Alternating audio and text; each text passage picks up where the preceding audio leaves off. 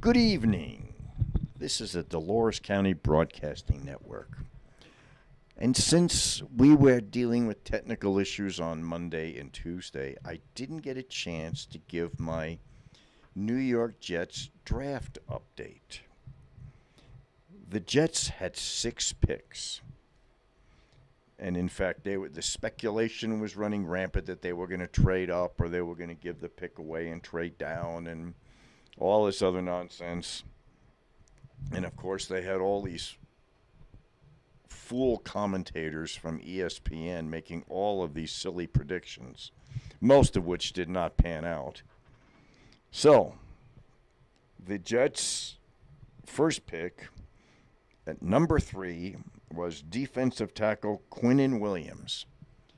Now, when this guy stood up, this man is a monster. He is huge. Over 300 pounds, 6'6", I believe. And that might actually have been a good pick. And then in the second round, they picked up edge rusher Jahaki Polite. Now, they say he's supposed to be a good edge rusher. They don't know. They'll find out. And then there was their third round offensive tackle Chuma Edoja. And it's my understanding that he's even bigger. He's around 340 pounds and 6'5". Are they going to have enough food to feed these guys? And then they picked up a tight end, which the Jets, have, for whatever reason, have never understood how to properly use a tight end. Trevin Wesco. Then they picked up in the 5th round Blake Cashman, who they're already saying would be a project, meaning down the road they're going to have to really work on him to make it in the NFL. And then with their very last pick, they picked up a cornerback, Austin Rogers. And in most instances, most of these teams do not cut their draft picks unless they're a complete bust during training camp. But because they don't want to basically admit that they made a mistake. You know, so this falls back then on the coach and on the general manager. So we'll see. The Jets have never been good judges of talent. Certainly not like Bill Belichick of the Patriots. So we'll see what happens. Another year, probably another high draft pick next year with a lousy season. Okay. So with that, the DC TV 4-H News program for May 1st. Man, time just marches on. Our camera person is Cowboy Harrison. Video engineer, sound engineer, and producer is Edward. Teleprompter and prompter is Dan. News anchor is Little Pink Dragon Faulkner. Meteorologist is Hannah. I would die without my cell phone. Faulkner. And this is your news director, Dan. And now the news. Welcome to the DCTV 4-H Kids Evening News Show. Help us keep our news show on the air by becoming a sponsor. You can buy a sponsorship by calling 970-677-4119. That's 970-677-4119. Now for the news. Hi, I am Daniel, and our first story is from the Durango Herald. A buzz about moisture. It could be a very bad year for mosquitoes. In wet years like this, all bets are off, said Pat Kelly, manager of the Animas Mosquito Control District. We're just preparing the best we can. Every year, La Plata County's 2 mosquito control districts, the other being Florida Mosquito Control District, spray and implement other preventative measures to cut down on the numbers of blood-sucking insects that thrive during the spring and summer months. But this year, officials say, poses an extraordinary problem. Significant snowpack in the high country could result in above-average river runoff, creating pools and areas of stagnant water and down the watershed. The perfect breeding conditions for mosquitoes. When the river floods, it's a real big thing for us, Kelly said. Flooding also washes away treatment placed in specific areas, forcing crews to go back and spray again. We have to be very careful because we don't want to waste taxpayer money. It's a stark contrast from last year when extreme drought on top of smoke from the 416 fire made mosquitoes a near non-existent irritant on daily life in La Plata County residents. This year, crews with the district found mosquito larvae growing April 1st, considered relatively early.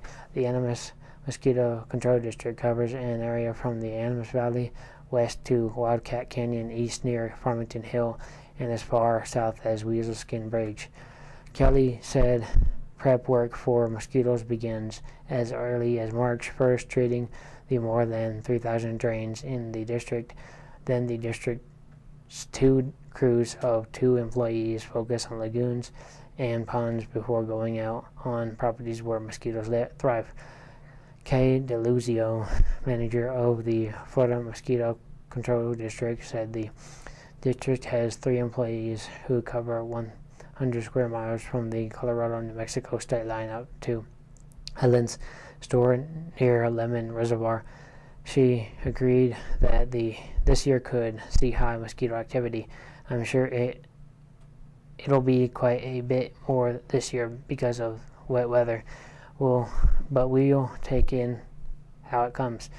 Kelly said there are 20 known species of mosquitoes found in La Plata County, 7 of which can carry diseases such as West Nile virus. Claire Need, a spokeswoman for San Juan Basin Public Health, said there are not many cases of West Nile virus in humans in La Plata County since 2003. There have been 0 to 3 cases a year. Rosalind Penny, a regional entomologist with San Juan Basin Public Health, said the department recommends residents take several proactive measures such as emptying standing water around homes, wearing long sleeve and pants, using repellent. It's really about taking that proactive step to prevent mosquito bites. Indeed, Kelly said, the biggest message to residents is to eliminate standing water around one's property.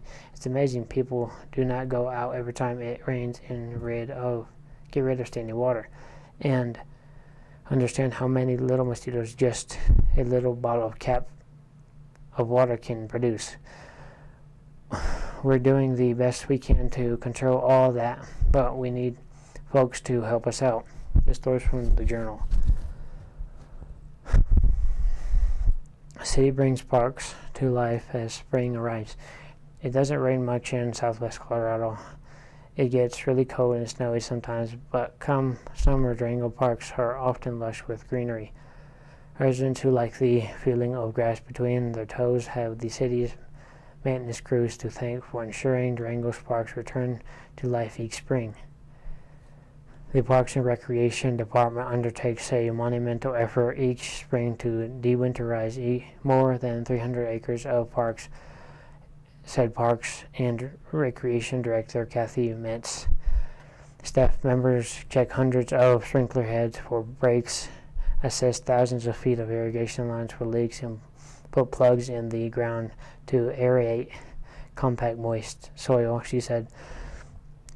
City crews typically start de-winterizing efforts with athletic fields in April, with soccer and lacrosse beginning in the early spring.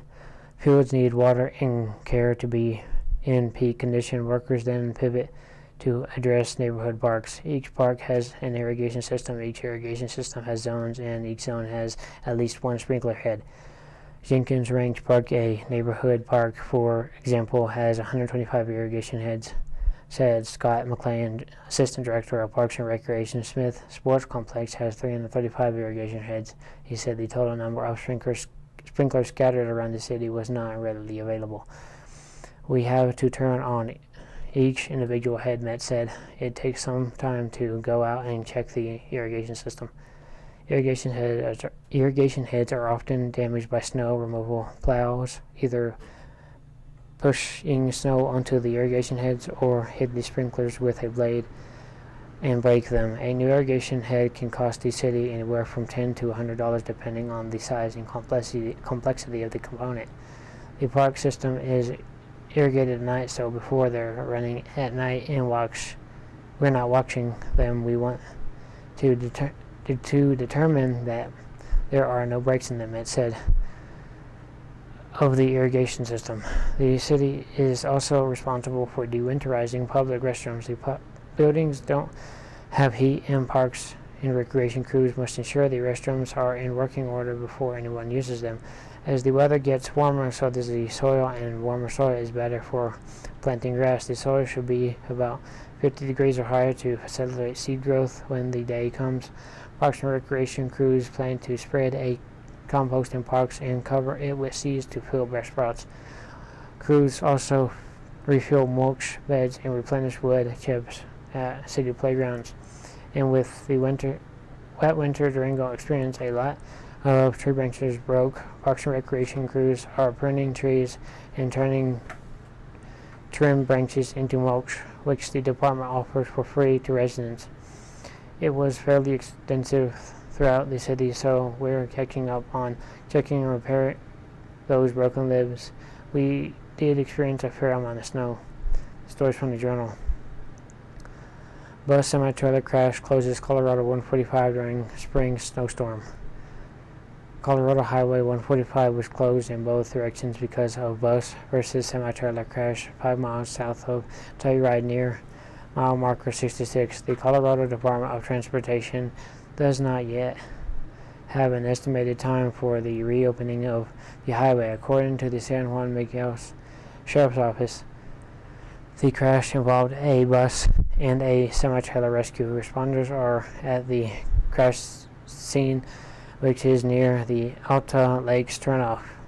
9 people were transported to Telluride Medical Center, according to San Miguel's Sheriff's Office Facebook page. Fuel leakage is caused at a hazardous material response. CDOT confirmed that the bus involved in the crash is the Mustang Outrider, a commercial passenger carrier that has a daily round-trip route from Durango to Grand Junction. Mustang has stops in Mancos, Cortez, and Dolores. It is operated by Roadrunner Stage Lines based in Ignacio. A Roadrunner official told the Journal a van has been dispatched to pick up stranded passengers. Also, the bus route to Grand Junction has been canceled for the day.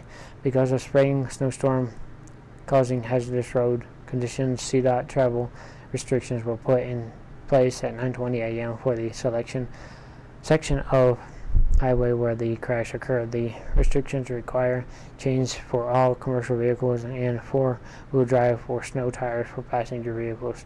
We ask that the public be patient as officials get vehicles moved off the highway and clean up the spilled fuel, said Lisa Swatz, CDOT spokeswoman. The stories from the Denver Post. Trump, depicted in Mueller report, feared being called a fraud. As the Russia investigation heated up and threatened to shadow Donald Trump's presidency, he became increasingly concerned. But a portrait painted by Special Counsel Robert Mueller is not a president who believed he or anyone on his campaign colluded with Russians to interfere in the 2016 election. Instead, the Trump of the Mueller report is gripped by fear that Americans would question the very legitimacy of his presidency. Would Trump, the man who put his name on skyscrapers and his imprint on television, be perceived as a cheater and a fraud? To Trump, his victory over Hillary Clinton was both historic and overwhelming, though he won millions of votes less than did the Democratic candidate. If people thought he'd won with the help of Russia, that glorious victory might be tainted. Just a month after Election Day, on December 10, 2016, reports surfaced that U.S. intelligence officials had concluded Russia interfered in the election and tried to boost Trump's presidential bid. The next day, Trump went on Fox News and called the assessment ridiculous and just another excuse. The intelligence community actually had no idea if it's Russia or China or somebody, he argued. It could be somebody sitting in a bed someplace. You're holding it. Republican president-elect added, the president public narrative quickly shifted. He blamed Democrats and accused his political opponents of putting the story out because they suffered one of the greatest defeats in the history of politics.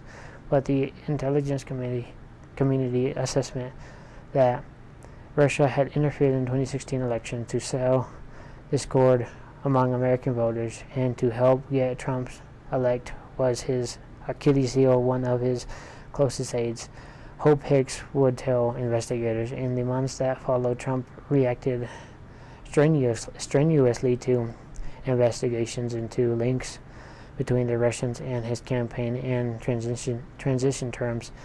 Michael Flynn, who served on the transition team and would go on to be the national security advisor, spoke with Sergei Kislyak, Russian ambassador to the U.S. Flynn asked that Russia not retaliate against the United States because of sanctions announced by the Obama administration. The ambassador later told Flynn that Russia would hold back. In the weeks that followed, Trump paid careful attention to what he saw as negative stories about Flynn. He grew increasingly angry when a story broke pointing out that Flynn had discussed sanctions with Kislyak. By mid-February, Flynn was forced to resign. A day later, as Trump was set to meet with FBI Director James Comey, the president had lunch with his confidant and former New Jersey Governor Chris Christie. He told Christie he believed the Russia investigation would end because of Flynn's departure. Flynn met with the Russians. That was the problem. I fired Flynn. It's over, Trump said. That couldn't have been further from the truth. From the truth. The figure said Trump's anger continued for months as the Russia investigation ensnared some of his closest confidants. Over and over he would tell advisors that he thought the public narrative about Russian election interference was created to undermine his, when it was a personal attack. He insisted. On May 9, 2017, Trump fired Comey. Trump would later admit in an interview that he had considered the Russia thing when he decided to fire Comey. Days later, Trump held a Oval Office meeting with Attorney General Jeff Sessions, White House lawyer Don McGahn, and Sessions' Chief of Staff Jody Hunt to interview candidates to be the next FBI director. Sessions walked out on the room to take a call from his Deputy Attorney General Rod Rosenstein. When he returned, he informed Trump that Rosenstein had appointed a special counsel to investigate possible coordination between the Trump campaign and Russia. Trump feared that his presidency, still in its infancy, could be over, and he was furious his aides hadn't protected him. The president slumped back in his chair. Oh my God, this is terrible. This is the end of my presidency. Is that blocked? What is that? This is the worst thing that ever happened to me, he said. For months, as the Russia investigation grew and more people in Trump's inner circle appeared to be under intense scrutiny from federal investigators, Trump began completely preoccupied with press coverage of the probe. The message was persistent and raises questions about the legitimacy of the election. At the rallies on Twitter, Trump decried what he said was a politically motivated witch hunt. In the end, he redacted versions of Mueller's report, cleared the Trump campaign of colluding with Russian efforts to influence the election. Trump crowed that the report found no collusion, but he ignored Mueller's finding that Russian meddling was very real and was intended to support Trump's campaign. Did Russia's efforts lead to Trump's victory? Mueller doesn't venture an option much, as he does not decide whether Trump's committed obstruction of justice. But how could Trump have obstructed justice if there was no collusion to hide? The lack of underlying crime does not really matter, Mueller argued. Trump still had a motivation to obstruct the investigation, fear that people would question the legitimacy of his election. Now for dumb laws with Hannah. Now for a dumb... Oh wait, no, that's not me. Now for our dumb law segment, which are actual laws still in the books in many states, cities, and municipalities. This means that laws are still technically legal. Dumb laws in Wisconsin cities. In Racine, missiles may not be shot at parade participants. It is illegal to wake up a fireman when he is asleep. Women may not walk down a public street at night without being accompanied by a man. Sheboygan. Only police officers may shoot birds in the city. No person may water his lawn in such a way as to annoy his or her neighbor. It is illegal to swim in the Park Fountain in St. Lacroix. Women are not allowed. St. Croix. Women are not allowed to wear anything red in public. In Sun Prairie, nuclear weapons may not be manufactured in the city limits. Persons may not ride a bicycle with their hands off the handlebars. Cats are forbidden from entering the cemeteries. Even if one gets his or her change stolen by a vending machine, hitting the machine violates a city ordinance. And unremoved snow on one's property is considered a public nuisance. In Walla Watusa, reserving a city meeting room under a false name is prohibited. Spitting on the sidewalk is prohibited. If a person shall fail to return books he or she has checked out from the library, that person should return the library card to the library until the books are returned. Swimming in water fountains is prohibited. Now for the weather report. Our current weather data comes from the DCTV weather station located in the beautiful downtown Duff Creek. The current temperature is 53 degrees. The high for today was 53 degrees. The low was 38 degrees. The barometer is at 29.72 inches and is falling. Humidity is at 61%. Wind is between 1 and 9 miles per hour from the northwest. Gusts coming up to 22 miles per hour. There were 21 hundredths of an inch of moisture today in the DCTV weather station. Moisture for the month is 79 hundredths of an inch. Moisture accumulation for the year is 5.92 hundredths of an inch. Now for the big map, courtesy of the National Weather Service. Northern Washington has rain, then inland from there on through much of Montana is getting rain mixed with snow. The rest of the west is clear to about the middle of Utah.